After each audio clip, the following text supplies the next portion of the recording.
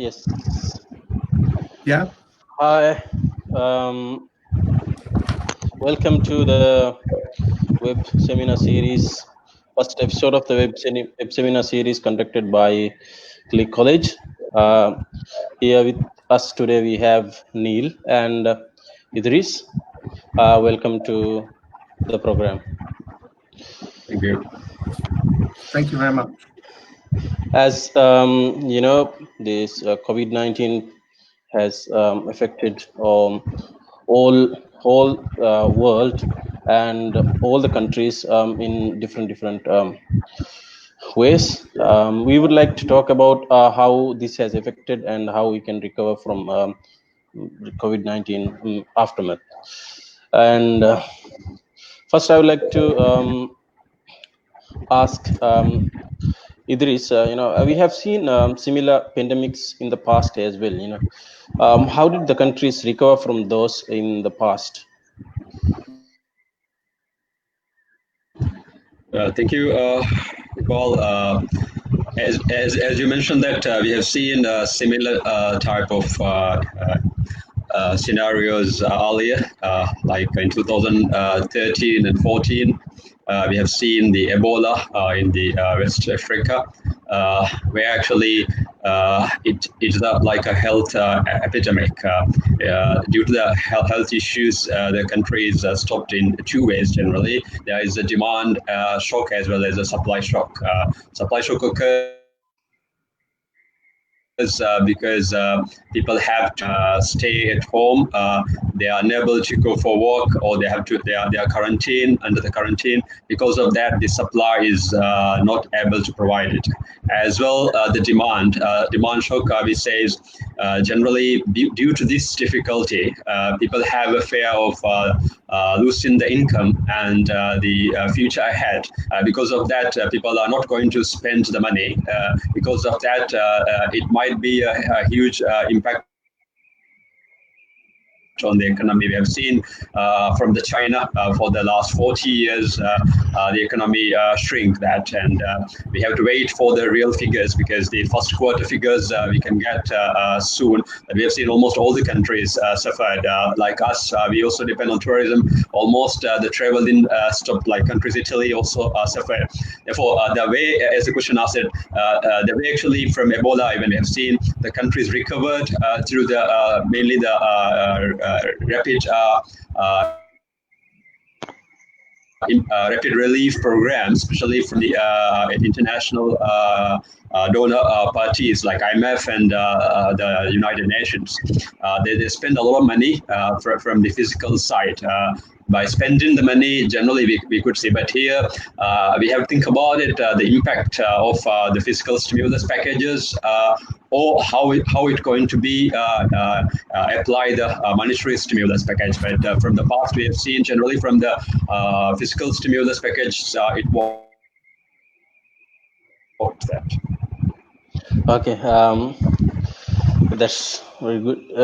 Now, as Neil, since Maldives is dependent on tourism as well as import, and also we have implemented local tourism successfully. How do you think small players should work for the recovery? Hi, thank you very much for having me here this afternoon. I think with tourism in the Maldives, the smaller players, small guest houses, small local operators, I think it's going to be about working together and putting resources. It's definitely not a time, I think, for smaller companies to try and do things independently, because obviously there's a cost. There's associated cost to advertising, to encouraging tourism to return. So for smaller businesses, I think it's definitely a time to put aside differences, and for smaller organizations, guest houses, tour operators, to see where they potentially can pull their resources together, potentially whether it's through advertising, through marketing, through social media platforms, and actually for associations that represent to be there and to have one voice, to grow that smaller side of the tourism within the Maldives. The larger organizations will have very big multinational, international brands, PR marketing giants, behind their business, whereas the smaller individuals may not necessarily have that capability or access. So, it's definitely, I think, a time for, people to come together, work together, pool their resources, and see how, they can all benefit from it, in the long term. Short term is definitely, seeing how they can help each other come together. And then long term, hopefully, things will return back to some sort of normality. And therefore, those smaller businesses will still be around to support, those local islands that actually rely on the small tourism. Okay, thank you. Idris, now in your talk, you have highlighted about the past pandemics, how the economies have recovered, and since Maldives is, as mentioned by Neil, how we can recover the smaller guest houses, we can recover from the pandemic. I would like to ask how to how do we fight the economic impact, focusing on business recovery, mainly the government policies. How do we have the government policies to make sure that business is recovered from this? The most important thing is when we focus on the stimulus packages, that actually we have to go for the protecting the livelihoods. We can say that's actually also generally impacted on that, since the question is asked for the smaller scale businesses, that the government should prioritize for these smaller businesses where actually since actually the arrival of the tourists entirely stopped, they are unable to run their businesses, that therefore they will definitely redundant to the employees. Therefore the government stimulus packages should focus, the need arises when the need is there, they should focus on these smaller businesses where they can provide necessary funding for keeping their employees. That's very, very important for them, because if this epidemic causes a huge unemployment that we have seen from other countries at the moment as well, that the recovery would be difficult in that case. But if actually to actually overcome this, we have to make sure that people are able to generate the basic income. We have seen even from the UK, even it stated that nearly half of the adult population, the government provided the basic income set. Therefore, we should select it for these people that and provided the basic income for them. In that case, they would be able to be with their loved ones at home in this difficult time. That when the recovery comes, that we should definitely we should see the opening that in some time. That according to the information we have seen here also around the July, I think the government is thinking to planning to fund the tourism sector. Therefore, when the countries open that with the precautionary measures for the health measures taken, that in that case, if we are able to sustain for these smaller businesses, especially for the employees, if we're able to keep with them, it will be easy for us to recover, even though later we have to think about the other level, because when governments spend a lot, like here also, we have seen government stimulus packages around 2.5 billion rupiah, that, and even from the United States, we have seen even the $1 trillion packages they are going to spend on that. Therefore, now also we have seen the most leading nations, the debt is rising, but due to this epidemic, definitely the problem will arise further. But if the people have the income, they are able to spend on that, the later recovery policies would be easy at that. Therefore, I will highlight that the most important thing would be to keep these smaller businesses by focusing on them, their needs, what are the need of the to be analyzed at, and focusing on them individually would be the best policy, I guess. Thank you. Now, since you have highlighted about the government policies and how we can make sure that each of us, including the businesses, is impacted less from this pandemic. Now, my question, Neil, is how, as a business, how do we make sure our business model is resilient enough to recover from the impact of such crisis, and manage future potential crisis? That's actually a really good question, in the sense that, unfortunately, a lot of businesses didn't necessarily have anything planned or anything, or finances, put to one side for such a potential incident. You do find some larger organizations have potentially what they call a war chest, or a separate fund where basically cash is in there for such incidences to support the business. What it has also shown, I think, both globally and also within the Maldives, is that a lot of companies are very requirement, or they require cash. So a lot of businesses are very dependent on a cash flow. Not only in the Maldives, but also here in the United Kingdom, there are many businesses that everyone on the front think, great, this is a good restaurant, a good facility, whatever. And within 2 weeks, these businesses have gone bankrupt. They've got no cash. They've got no money in the bank to either support the business, or either support their team members.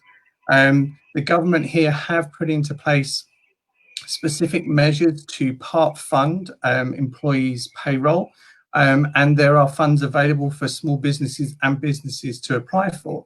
Unfortunately, some businesses collapsed prior to any of this becoming available. What also is evident is that a lot of businesses don't have a sort of either a crisis management plan or a business contingency plan in place for such events. A lot of businesses will have things in place to deal with, say, a fire or an emergency. Unfortunately, a lot of businesses haven't had or do not have such a plan in place to deal with something as severe as what we're seeing with COVID-19. If I think back to SARS and H1N1, it was very different. Businesses, it recovered, it took time, but it wasn't such a global impact. If I take the cruise sector very quickly, albeit the cruise sector has been in the news a lot for the challenges they faced with COVID-19 on ships, cruise ships and the cruise industry are actually far better placed with outbreak plans. They're actually used to dealing with it on a far greater basis. And the only time we will see it within the press is when something happens. By law, a cruise line has to report when they have a certain percentage of passengers or crew ill. It's a legal requirement. That doesn't exist at the moment within hospitality, travel, or tourism. Airlines don't have to report if passengers are necessarily sick. Hotels don't necessarily have to report when individuals are ill.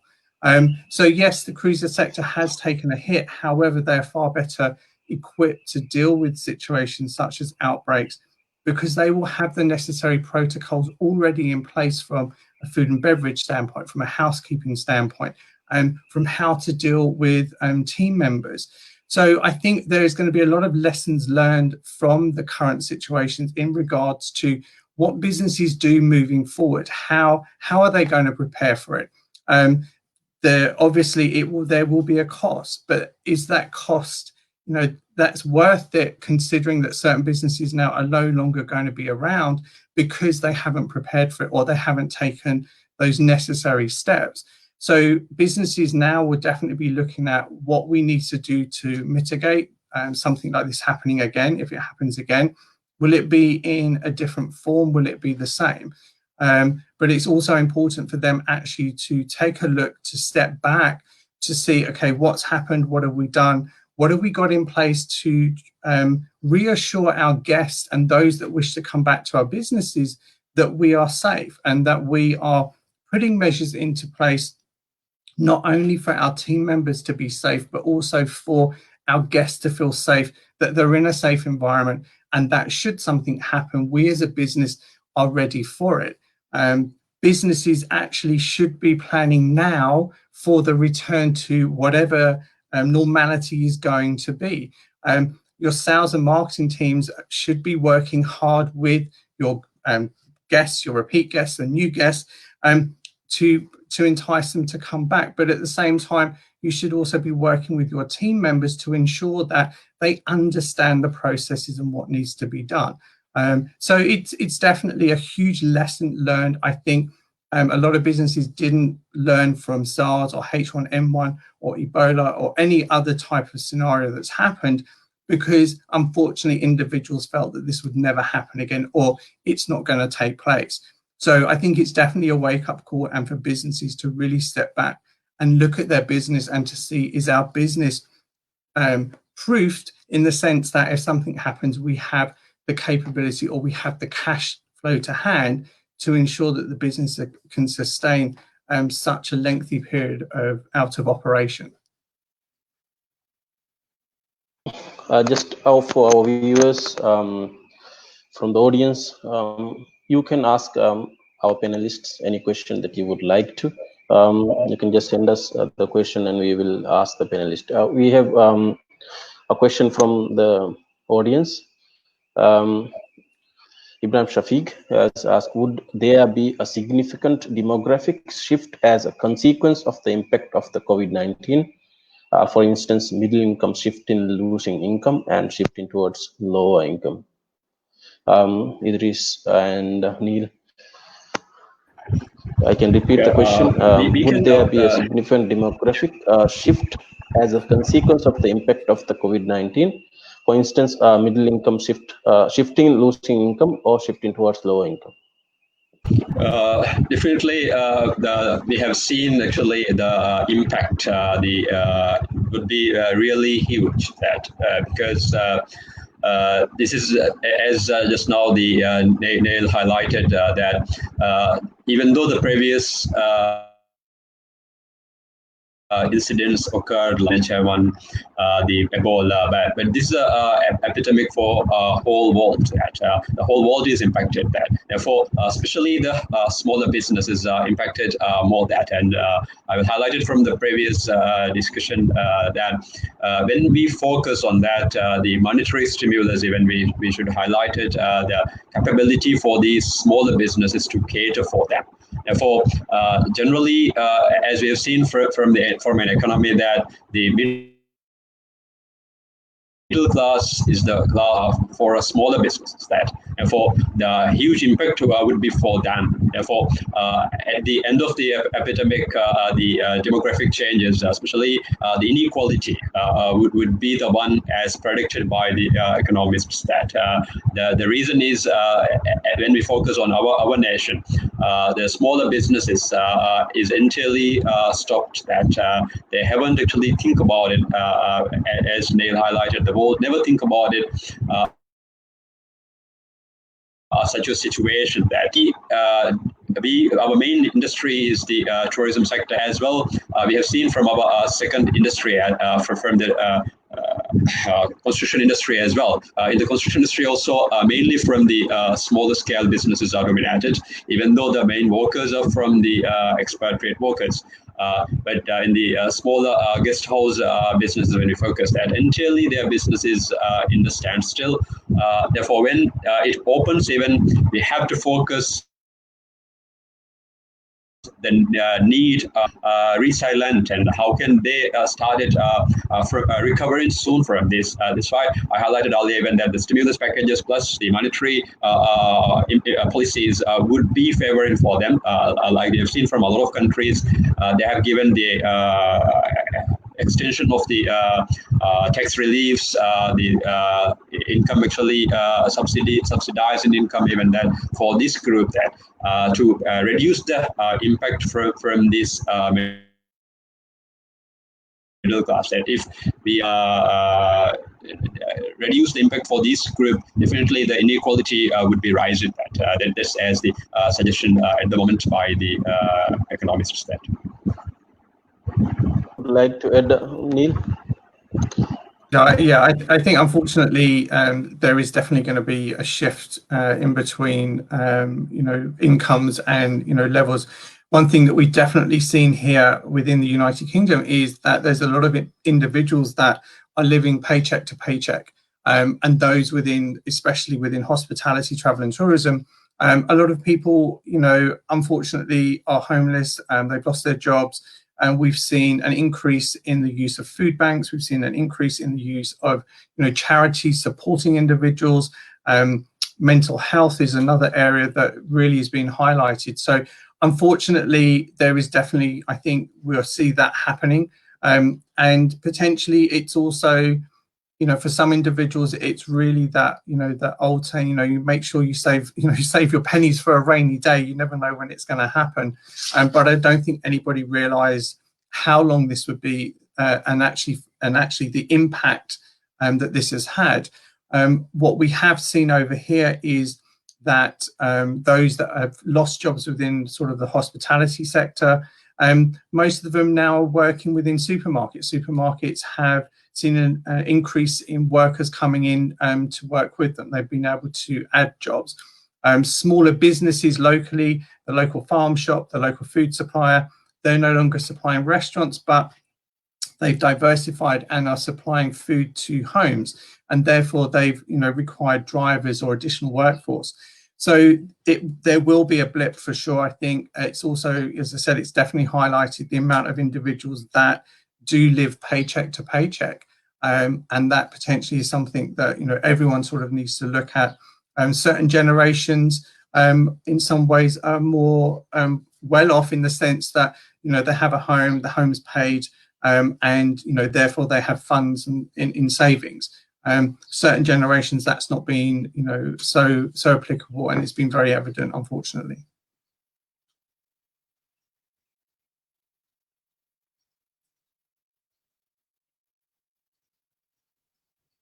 Impact. And I think mainly we going in all our discussions, there's one common common aspect, that is employees. Ultimately everything is affecting the employees. So Idris, I would like to ask what would be the role of labor, trade unions, or labor market in the recovery of this pandemic? In the recovery stages, when we think about the role of the trade unions for the employees side, that when we can focus on different countries' perspective differently, that here actually differently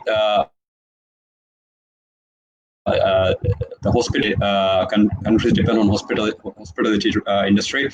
We have seen a lot of jobs lost at the moment, and until the countries are reopened, these people are not able to get a job. Therefore, to keep them with their level of spending, to maintain their level of, it is from the role of the government to stimulate it, from the stimulus packages to focus on these groups. That for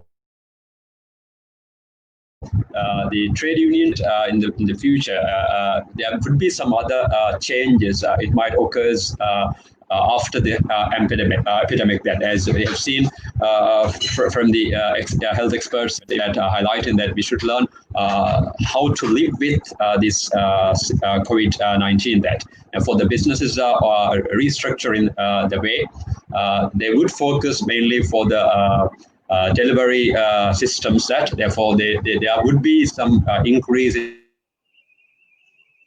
in the certain industries. That therefore the trade unions or the labor associations that can focus on the need for these areas where the development comes, that we can focus and provide the training which is needed for the people who lost the job from the area where the another area the demand would be rising. That therefore we can focus on them, highlighting them as well, providing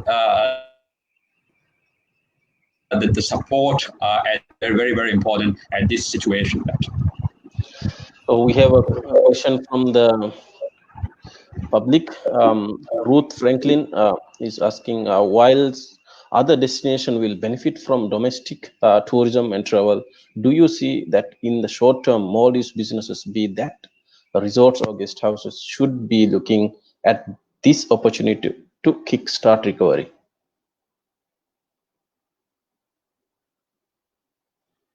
Neil, Idris, Yeah, I mean, and going back, sorry. and in an extension with many resort expatriate employees have returned to their home country. Do you see this as an opportunity for the Maldives to drive local employment? So two questions. The first one is whilst other destination will benefit from domestic tourism and travel, do you see that in short term Maldives businesses, be whether resorts or guest houses, should be looking at this opportunity to kickstart a recovery? Yeah, I think just quickly on the last question about trade unions. I think for that generally, I think the trade unions need to just put aside their differences and work together to ensure that individuals are looked after and that businesses are saved. Going on to the next question with regards to kickstarting domestic travel within the country, I think it's definitely an opportunity to see how that can be done. And I think potentially that there is opportunity out there, and we're seeing over here in the United Kingdom that individuals are looking and wanting to travel overseas. You are having two groups. You have the groups that want to travel and they want to explore and they want to go to destinations that they've never been to, and then you've got those that potentially later down the line they want to make those big trips that they've been planning for years to do. So kickstarting tourism and economy locally and domestically, if that opportunity exists and it can be done safely, then for sure it definitely needs to be looked at. It's the mindset to look at the bigger picture. Does everyone come through Mali as the arrival hub? There are other international airports within the Maldives.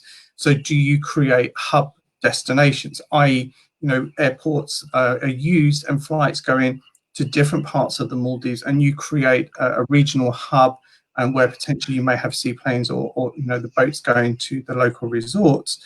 When it comes to the employment side, that in itself is a big question. Yes, I think this is the perfect opportunity to really work and to encourage employment locally. It's something that I've been behind for the last 12 years, ever since coming to the Maldives, that there should be Maldivians in more positions, in more senior positions within the Maldives. And that's something that I always talk about and discuss at various sessions or workshops that I'm doing.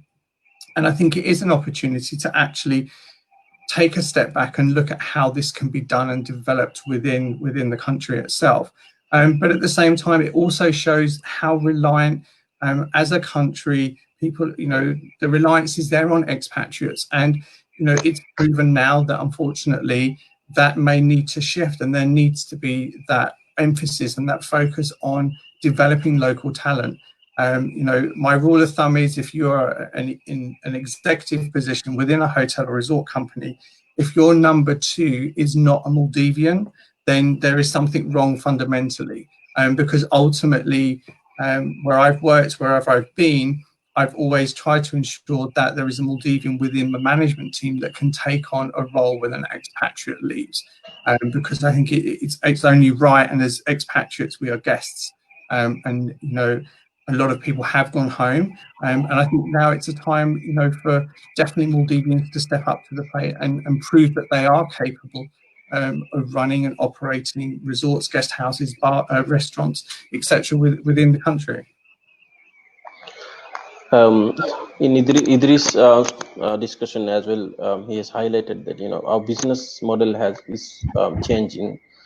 Even during the COVID, we have seen even in Maldives, several businesses have changed their mode of businesses delivery, and even offices have started online work from home. And so I would like to ask, what do you see in the travel and tourist leisure industry? What would be the changes that you may see in the travel and leisure industry post COVID?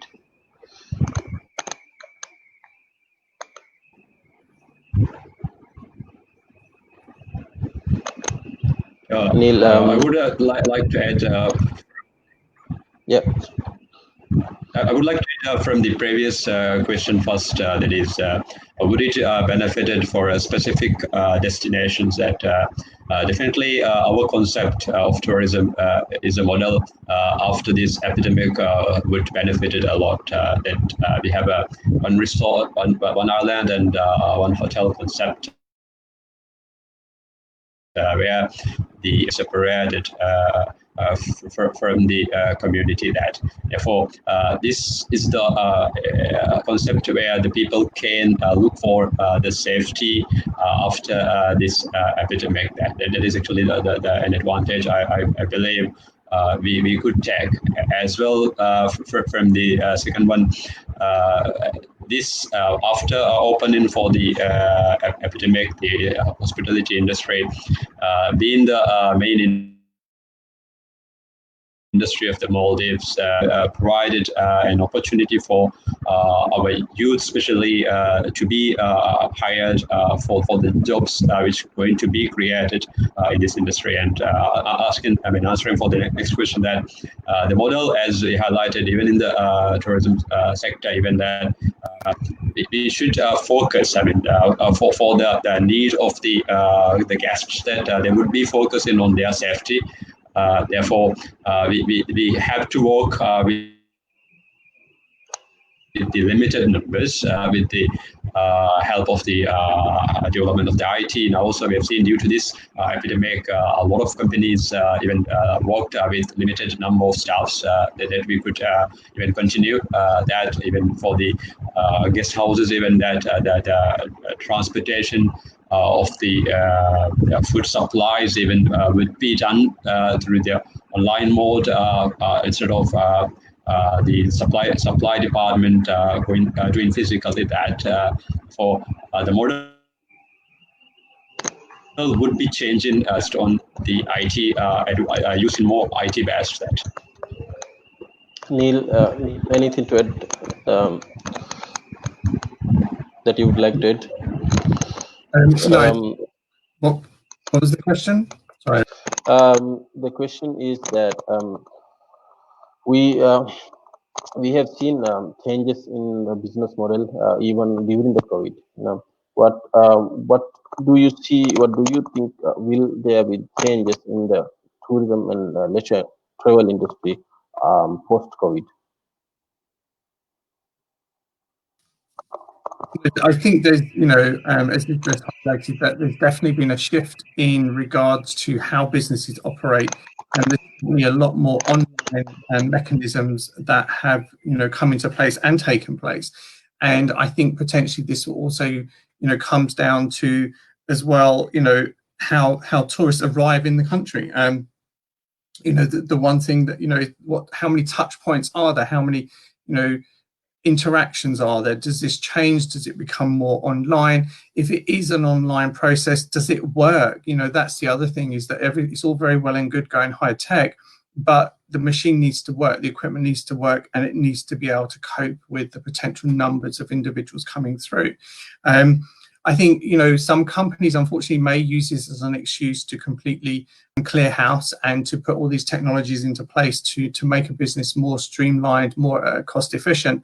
However, a lot of tourists still like to have that interaction with individuals, with locals, with the destinations that they're going to. So I think there's definitely going to be a balance between the two, and it's finding that balance. And the big thing is for companies to really take, that step back and look at, do we put all these processes into place, or, do we reduce our manning? Do we reduce the workforce? However, if that is at the detriment to your business, to your service standards, and to the quality of the service that was delivered pre all of this happening, then is it really worth making all those cost savings? Because you potentially could be ultimately affecting your business and the quality of service that you provide.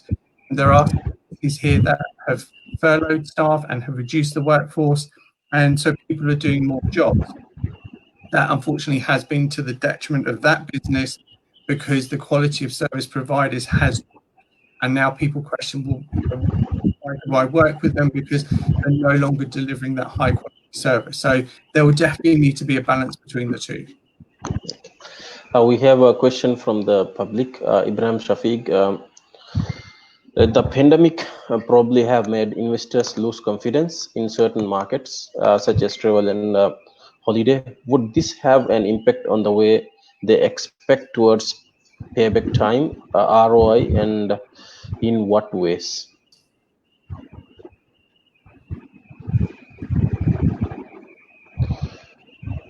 Any one of you? Can you repeat the question? I couldn't hear clearly. The pandemic probably have made investors lose confidence in certain markets, such as travel and holiday. Would this have an impact on the way they expect towards payback time, ROI, and in what ways? Mainly return on investment.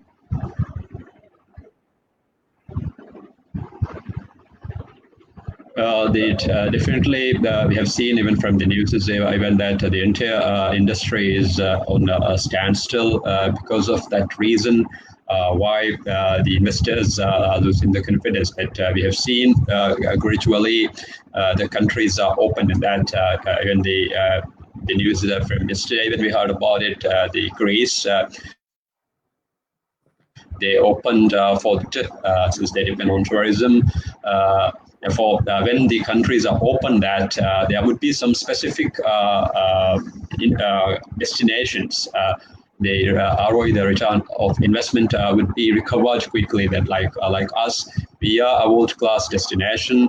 As I mentioned earlier, that after this epidemic, even our concept would be a model that would be followed by others.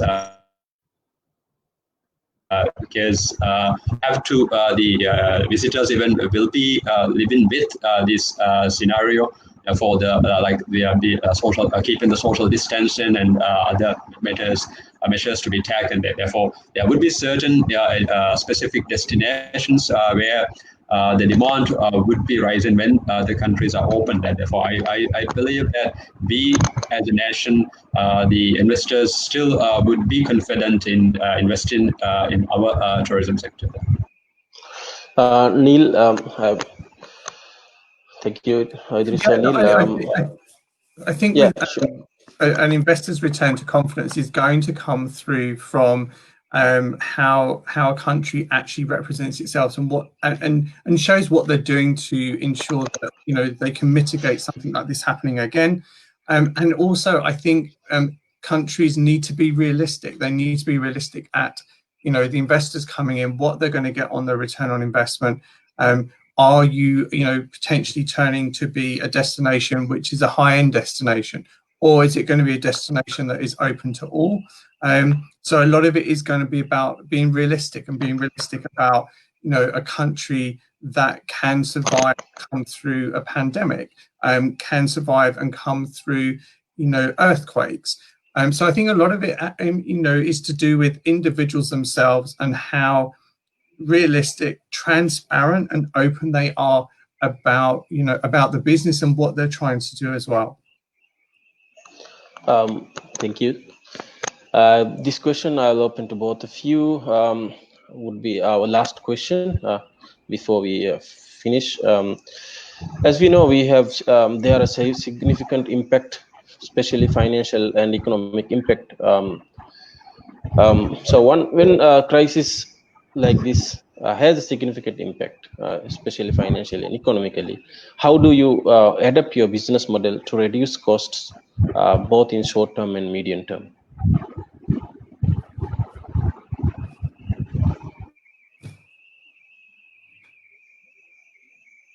I think from in relation to reducing costs, I think a lot of it will depend on the size of the business and how the business model works, and whether or not you have a number of employees that work with you, or you work with individuals on an individual project basis.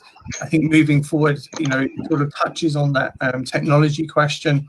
I think companies need to look at the key areas and key points of their business. Is it a business that can be done completely virtually online, or is it a business that have interaction with guests and potentially that human interaction for your clients or your customers.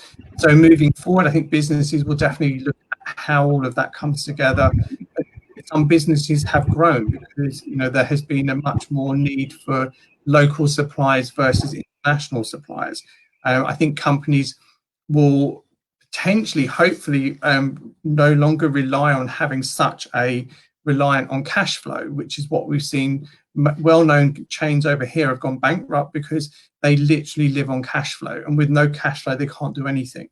Some companies survive because they have got that funding capability there. So you potentially will see businesses either doing a lot more things virtually or being realistic in how they save for that rainy day. And I think the other thing as well is to take into consideration that people will want to travel again, but don't price them out of the market. We're already seeing in specific online forums and groups in the UK that airlines are starting to open bookings again for destinations, holiday destinations, but they're charging double, triple the price of what a ticket was pre all of this happening, which is starting to put people off traveling. Why all of a sudden is a ticket £1,500 when it was only £500?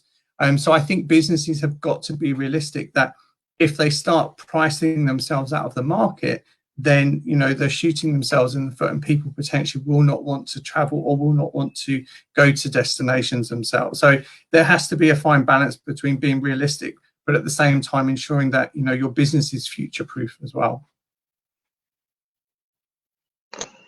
Idris, anything to add? Yeah, the businesses will be thinking to reduce the cost as at this during this epidemic, the companies are out of the cash flow. They depends on the stimulus packages. If they run, the supply is even stand still at the moment because of the quarantine, as well as due to the health issue. People have to stay at home. Because of that, the companies have think about it to reduce that the cost in the short term, especially running without compromising the quality, how to run providing the services up to the standard of their customers with the limited number of staffs. When the recovery starts, that especially when we are focusing on the tourism sector, when it started reopening that, when the countries are opening for traveling, people are able to travel, then they may be thinking about it for the investments for their businesses. At the moment, they definitely will be thinking about to reduce the cost without compromising the quality.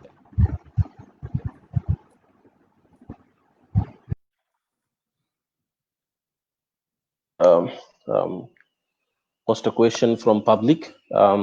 Apologies if I pronounce the name wrongly. Tio Tiohu, I think that's the name, is asking how the international and domestic air services will evolve in the post-pandemic scenario with regard to Maldives. So is the question to international travel back to the Maldives? I think that's the question. I think a lot of it is going to depend on how the airports within the Maldives are able to deal with, cope with international flights coming into the country. We have seen a lot of the repatriation flights have been full. There's been no isolation or no social distancing on the flights. Pre-flights, those individuals have had to do temperature checks and have been and verification that they have been isolating for a number of days before they travel. So potentially with the Maldives, for tourists coming in, potentially it's going to have to be something similar, that the tourists can have that capability, that they know that they can travel safely. The question is, when the tourists arrive in the nation, potentially most tourists do not stay for more than 2 weeks. So you've got to have the assumption that those individuals actually, if they're safe to fly, actually can come and have a holiday for a period of 7 to 10 days. Otherwise, that's potentially going to throw another sort of spanner in the works, is when they fly home again, is how do they know, or how do the airline knows that those individuals have actually been, in a safe environment. So I think there's a lot of work to do, both from airlines and also airports, in regards to, at which point of travel do you know if that guest is actually safe to travel and is safe to fly, and how long that duration of period is for. If they're able to fly, it means that they can fly, have a holiday, and then return home. I think airlines need to be realistic, as well as airports need to be realistic with the number of people that travel, and therefore there was an article here that said that for a 747, the lineup of people boarding that plane would have to be over 1 kilometre in length if they complied with social distancing. So you've also got airports saying that potentially it will be, that the travellers have to wear masks, and that there has to be some point of proof that they are safe to travel. Otherwise, it actually will be very unrealistic to follow all the public health guidelines that have been published as well. Idrissa, would you like to add anything to this?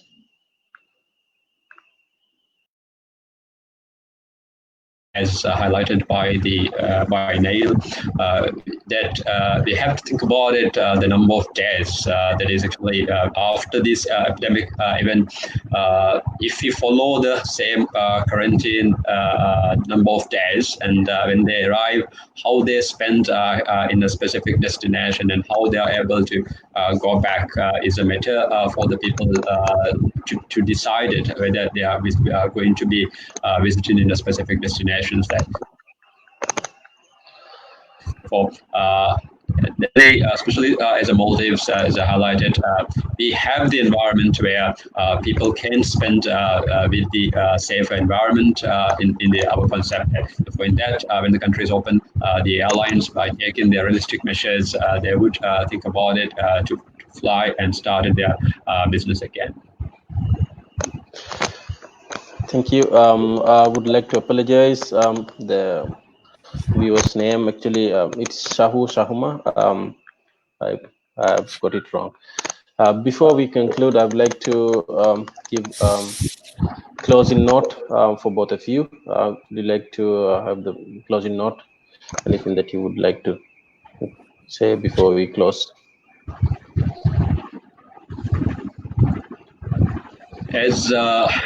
As we talk about it, the post-pandemic business, how business is going to be conducted. That for the first thing, actually, regarding the economic impact is we should, for any nation should focus is to fight against the COVID-19. That is the first thing, actually, to make the people safe for that. And after they have to focus on the livelihoods that I highlighted, focusing on the specific impact of enlarging the specific impact of the groups, that there are very vulnerable groups due to this scenario, and then focusing on them, especially through the fiscal stimulus, by taking the help from the international donors as well. We have seen the IMF and the World Bank is playing a major role in most of the economies that to reduce, especially in the low income nations. That and after that, then we can think about it, the recovery policies that as highlighted, that definitely the debt would be an issue, and through the proper policies after. Therefore, any nation have to prioritize these three areas, I believe, during this epidemic. That is, first is fighting against disease, and preventing the livelihood of the people, and after that, the recovery packages. That. Neil? Yeah, I think it's definitely evident that this has taken a lot of individuals by surprise. Individuals were not necessarily prepared for something like this happening. So it's definitely an opportunity for businesses to step back, to have that opportunity to really look at the business and see where they are, and to see where they need to go. it's also an opportunity for individuals to really look at the core business and to look at how they can survive moving forward. But I think most importantly, the one thing that we encourage when we're working with our clients and our colleagues is not the time to necessarily sort of point fingers and to challenge. It's a time for people to actually share information with one another to help everyone get through.